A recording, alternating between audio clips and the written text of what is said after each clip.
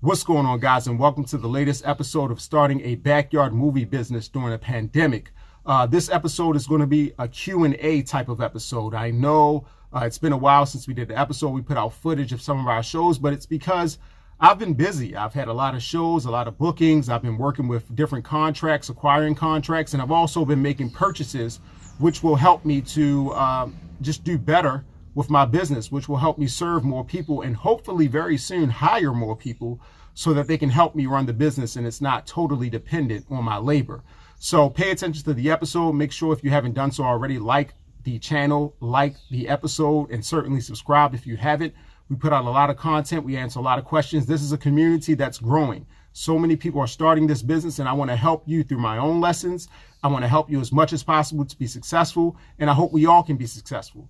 I'm not going to give you all the secrets. I can't give you every single trade secret that I have. This is still a competition in a way, but I'll try to put out as much as I can that will help you. So on to the next episode.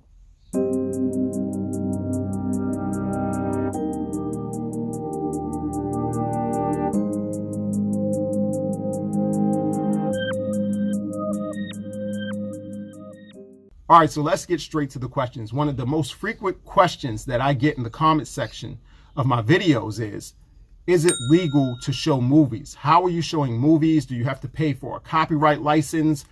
What's the circumstances which you have to pay versus which you don't have to pay? I want to say something. I am not an attorney. I'm not a copyright lawyer. I'm not an attorney on any level, but I have paid attention, at least in my jurisdiction, meaning Maryland. I've paid attention to the laws when it comes to showing these movies. Okay. Number one, when it comes to private residence showings, okay, what people are buying from me is a service. They're not buying a movie. I'm not making them pay for whatever movie they want to see. They're renting equipment. One piece of that equipment is my Amazon Fire Stick, along with my Google Chromecast. So they do have the ability to stream whatever they want based on what services they have. Secondly, when it comes to public showings, a drive-in show, a church show, a school show, a business show, I work with a local promotion company that has agreements with these different studios to use their content. I pay a fee. Swank, that's the company that I particularly use often.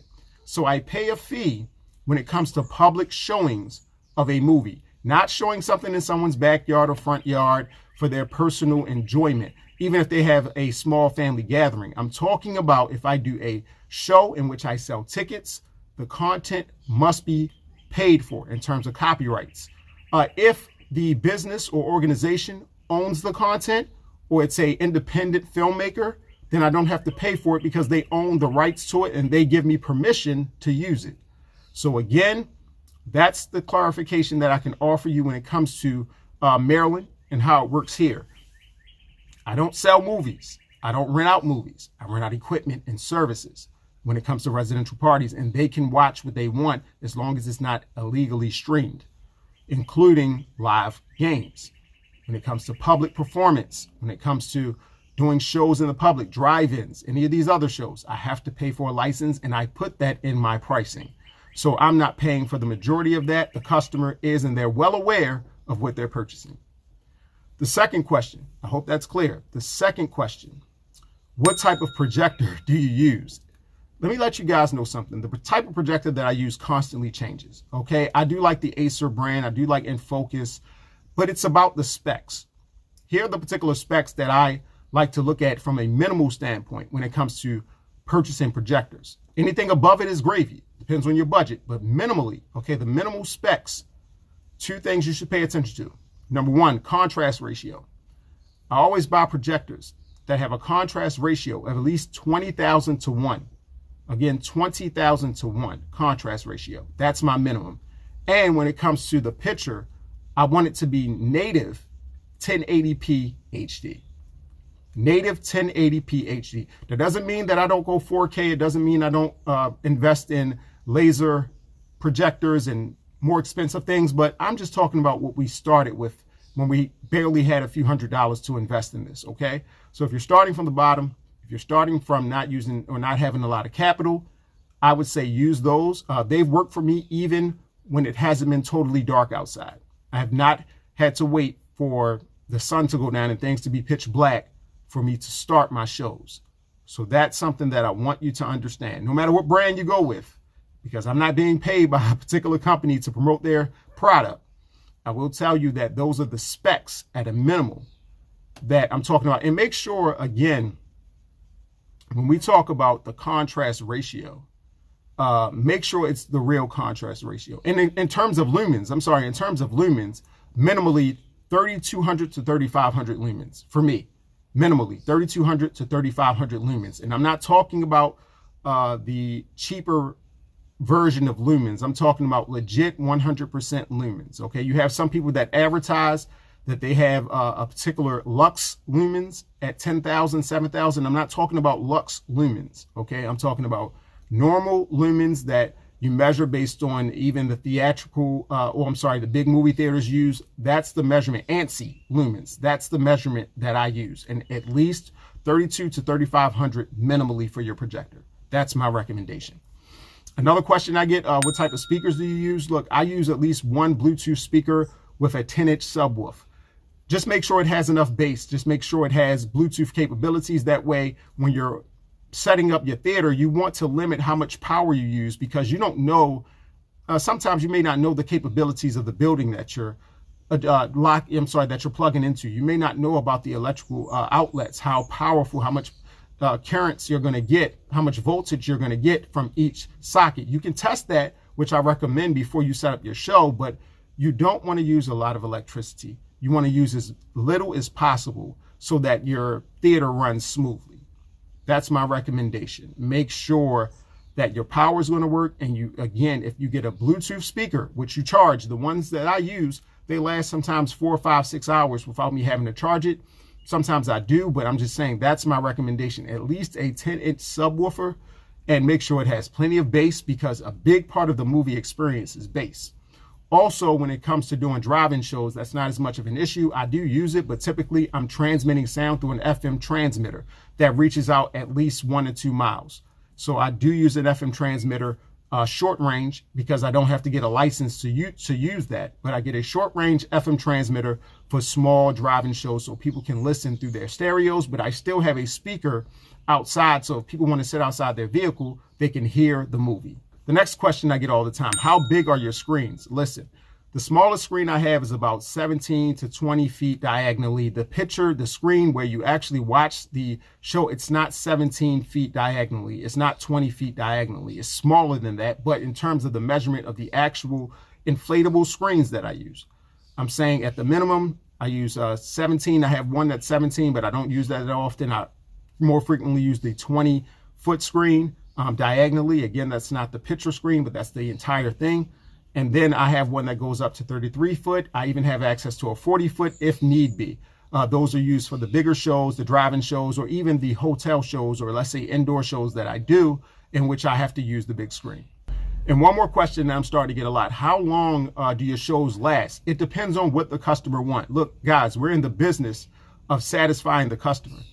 I adjust to what they want. If they want a 3-hour window, then they pay for a 3-hour window. If they want a 5-hour window, they pay for a 5-hour window. Is there a big difference in price between 3 and 5? No. If you want it overnight, then you pay a little bit more, because you can watch multiple shows. And obviously I have to come back to that location at a different time and pick up my equipment, and you have to store it. And I want to make sure my equipment, which is insured, is safe. So that is something that I do. Also, make sure you guys have business insurance. It's very important to have business insurance. Things can go wrong, equipment malfunctions, a lot of things can happen. Business insurance is very important. You don't want to ignore that, or go and you don't want to not pay for that, because you could put yourself in a dangerous situation when it comes to this business. Okay, so that's all the questions I'm prepared to answer via this video. You can add your own questions in the comment section, but here's some updates for you, okay? Over the last few months, I've been working to expand the business, and I've been doing well. I've been trying to acquire contracts from certain businesses. I won't say what type they are, because I don't want everyone in it, but I have been working to acquire certain contracts. I've purchased this van, this very van that we're making this video in. I purchased this van because I can't continue to operate the business out of my car. That's how I started. It was out of my car, and I needed more space, so I purchased the van. The business owns it. It's not under my personal insurance. It's under the business insurance. So I have this van, And then that also enables me to hire people so that I can drop off materials and they can go to a site and set up and get everything going, and I can go to the next site. It enables me to either let someone drive and let someone else deliver, or I can deliver and I can pick up and I can do multiple shows at once. Because one key part of this business is enabling yourself to meet demand. Demand has been high since I started this business. The more people have heard about it, the more people want to use it. And I want to make sure to handle multiple shows in one day. I don't want to be limited based on my labor and based on what I can do, because the business won't grow. That was a big part of what I've been working on, automating some of my booking system, making sure that my ads were good, making sure my marketing's on point, making sure to reach out to certain business owners, networking as much as possible, and building up so that I could honestly perform better, so I could handle the demand and I could handle more customers at one time. And also with this van isn't just a van that's used for carrying equipment. It can also be used as part of the theater. I have ladder racks on the top, so if I want to tie a screen to this van, which is a perfect anchor for a screen, because I mean, this thing is over a ton, it's several tons. Because I can do that, I can use this van to anchor my theaters. Even when it comes to my rooms and everything else that I have, when it comes to a windy day, I can anchor it to the van. And when it comes to, some people suggested that I use some, some buckets with water and sand and other things. And I'm telling you, that would be great. That was a great idea. But the problem was I didn't have the space in my vehicle to add that. But now that I have the van, I can go ahead and put concrete slabs down. I can anchor so much better because I have this vehicle. So it's an essential part of the business. If you're starting this, get yourself a van if you can. Business has been great. I'm going to do more videos, let you in on some more information about things that's been going on. Just know that soon you should see me hire some more employees. You should see me expand this business in my van. I should paint on it, put my logo on it. You'll see a lot of different upgrades, but ultimately things are going well. I hope things are going great for you. If you have questions, again, make sure to add your questions to the comment section. I appreciate your support. Again, if you have not done so, like, share, comment, subscribe. We want to get these messages out to as many people as possible. There are a lot of people that's getting out there trying to start these businesses. They could use this as a resource, and I also could use your support. Not just as a person that's doing marketing, but as a person that's learning too. So I appreciate you guys in this community. Until the next video, have a good one.